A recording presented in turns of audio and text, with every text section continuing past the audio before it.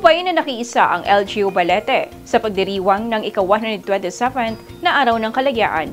May detalye sa balitang yan, si Andy Narce.